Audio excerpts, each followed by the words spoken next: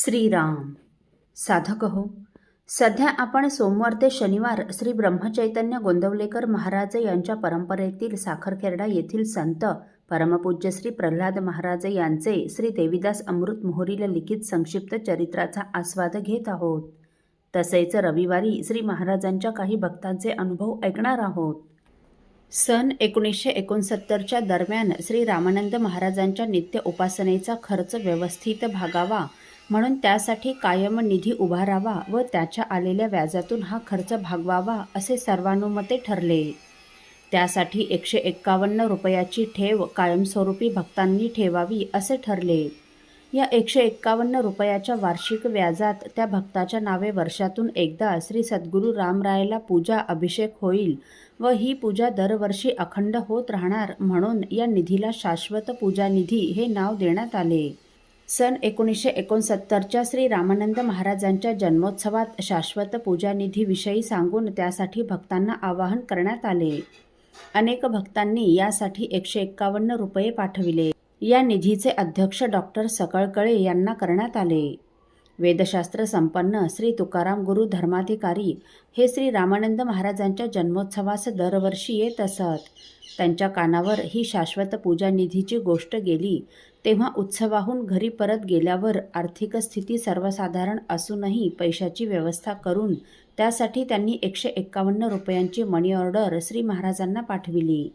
हे पैसे पोहोचल्यानंतर श्री महाराजांनी त्यांना एक पत्र पाठविले. त्यात श्री महाराज लिहितात, आपण 1 दिवसाच्या शाश्वत पूजेप्रत्यर्थ पाठविलेले 151 रुपये मिळाले. खरं म्हणजे आपले सर्वच पैसे सत्कार्यात आहेत तेव्हा आपण असे देण्याचे कारणच नाही.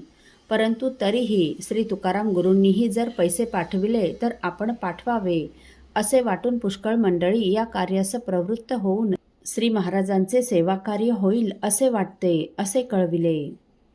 असो, श्री महाराजांचे वडील बंधू गोपाळराव यांचे कुटुंब म्हणजे श्री महाराजांच्या राधा वहिनी सन 1969च्या अश्विन महिन्यात रामरूपी विलीन झाल्या.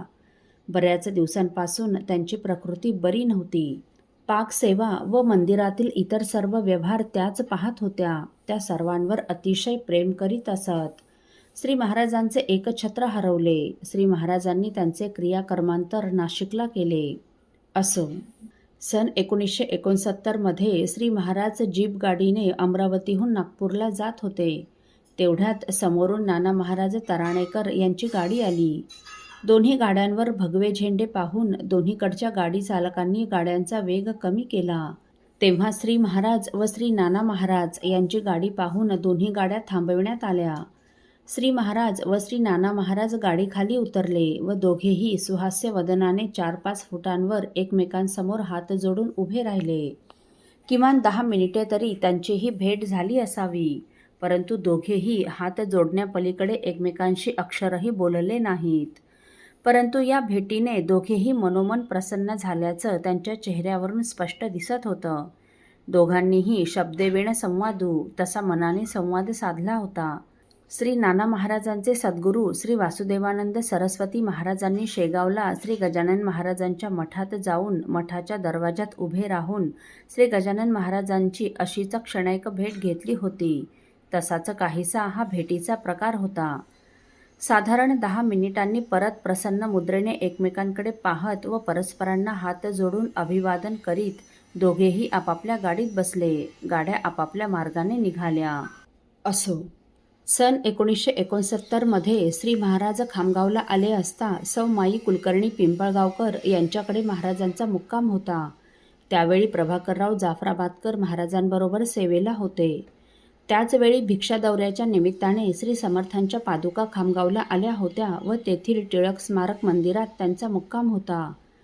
श्री महाराज खामगावला आले म्हणजे तेथील उपासक मंडळी महाराजांच्या दर्शनासाठी व सायन उपासनेला येत असत. माईंकडे सायन उपासना व भजन झाले तेव्हा काही भक्तांनी श्री समर्थांच्या पादुका येथे आल्या असून टिळक स्मारक मंदिरात त्यांचा मुक्काम असल्याचं सांगितलं. श्री महाराज म्हणाले, हो, मलाही श्री समर्थांच्या दर्शनाला जायचं आहे. तेव्हा थोडा विचारविनिमय होऊन लगेच दर्शनाला जाण्याचे ठरले. श्री महाराजांनी लगेच नित्याचा वेश परिधान केला व काही मंडळींसह समर्थांच्या दर्शनाला निघाले. रात्रीचे सुमारे 9:30 वाजले असावेत. श्री महाराज टिळक स्मारक मंदिराच्या द्वाराजवळ पोहोचले तेव्हा श्री समर्थांची शेजारती सुरू होती. श्री महाराजांना आलेले पाहताच समर्थ सेवेकऱ्यांनी लगेच शेजारती थांबविली व ते महाराजांना घेण्यास सामोरे आले. श्री महाराजांनी आत येऊन समर्थांना साष्टांग नमस्कार घातला व समर्थांचे दर्शन घेऊन काय सुरू होतं म्हणून विचारलं. तेव्हा श्री समर्थ भक्त म्हणाले, महाराज, नुकतीच शेजारती सुरू केली होती. श्री महाराज म्हणाले, अहो शेजारती कशाला थांबविली? व म्हणाले, मी श्री समर्थांच्या विश्रांतीच्या आड आलो. माझ्यामुळे आज श्री समर्थांच्या विश्रांतीला विलंब झाला. त्यावेळी श्री समर्थांचे सेवेकरी म्हणाले, महाराज, आपण दर्शनास आला असता समर्थ विश्रांती घेतील का?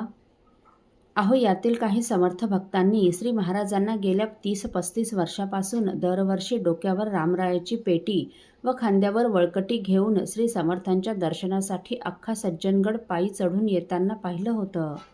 त्यांनी महाराजांची उपासना पाहिली होती. श्री महाराजांचं वैराग्य, श्री महाराजांचं रामप्रेम, महाराजांचं समर्थ प्रेम त्यांनी अनुभवलं होतं. दासबोध मनोबोधाचा त्यांचा सखोल अभ्यास, दासबोधाबद्दल त्यांना वाटणारा आदर या सर्वांना ठाऊक होता. जगी धन्य तो दास सर्वोत्तमाचा या श्लोकात सांगितलेल्या लक्षणांचे मूर्तिमंत उदाहरण म्हणजे श्री प्रल्हाद महाराज. श्री समर्थ संप्रदायाचा कीर्तिध्वज ते सर्वत्र उभारीत होते. म्हणून गडावरील समर्थ भक्तांना महाराजांबद्दल अत्यंत आदर वाटत होता. असो, नंतर लगेच शेजारती करण्यात आली. श्री समर्थांपुढे काही अल्पस्वल्प द्रव्यभिक्षा ठेवून व श्री समर्थांना पुन्हा साष्टांग दंडवत घालून श्री महाराज परत सौ माईंकडे मुक्कामास आले. गडावरील समर्थ भक्तांना श्री महाराजांविषयी असणारा पूज्यभाव महाराजांबरोबर दर्शनास आलेल्या या भक्तांना अनुभवास आला. असो, साधक हो, परमपूज्य श्री प्रल्हाद महाराजांनी निद्रानाशाच्या व्याधीतून एका शिष्याची कायमची केलेली मुक्तता आपण पुढील भागात ऐकणार आहोत. श्रीराम समर्थ.